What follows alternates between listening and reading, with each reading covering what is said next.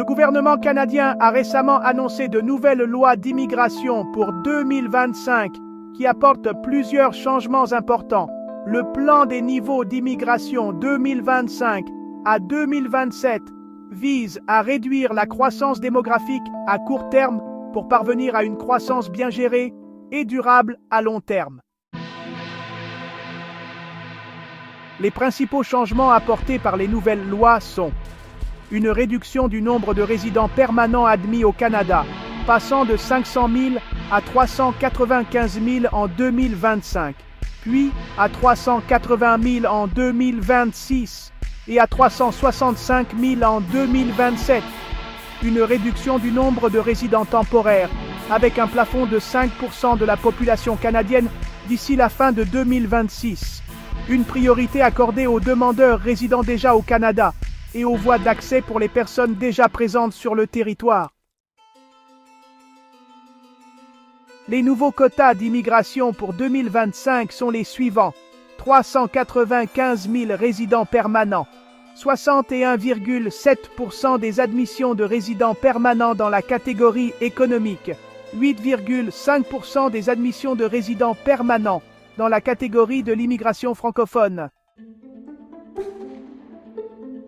Les avantages des nouvelles lois sont une croissance démographique mieux gérée. Les nouvelles lois permettront de réduire la pression sur les infrastructures et les services sociaux. Une économie plus durable. Les nouvelles lois donneront la priorité aux demandeurs qualifiés et instruits, ce qui contribuera à soutenir la main-d'œuvre et l'économie canadienne.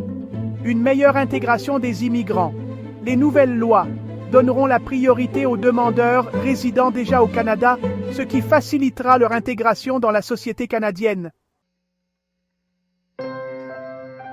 Les inconvénients des nouvelles lois sont une réduction de la diversité. Les nouvelles lois pourraient réduire la diversité des immigrants admis au Canada. Une augmentation de la concurrence. Les nouvelles lois pourraient augmenter la concurrence pour les demandeurs d'immigration, ce qui pourrait rendre plus difficile l'accès au Canada. Un impact négatif sur les communautés vulnérables. Les nouvelles lois pourraient avoir un impact négatif sur les communautés vulnérables, telles que les réfugiés et les demandeurs d'asile. En résumé, les nouvelles lois d'immigration Canada 2025 visent à réduire la croissance démographique à court terme pour parvenir à une croissance bien gérée et durable à long terme. Les avantages de ces lois incluent une croissance démographique mieux gérée, une économie plus durable et une meilleure intégration des immigrants. Cependant, les inconvénients incluent une réduction de la diversité, une augmentation de la concurrence et un impact négatif sur les communautés vulnérables. Voici 3 conseils pour les personnes qui souhaitent immigrer au Canada en 2025. Préparez-vous dès maintenant. Il est important de préparer votre demande d'immigration dès maintenant, car la concurrence sera forte. Assurez-vous de répondre aux critères. Assurez-vous de répondre aux critères d'admissibilité pour l'immigration au Canada. Consultez un professionnel de l'immigration pour obtenir des conseils et de l'aide pour votre demande d'immigration.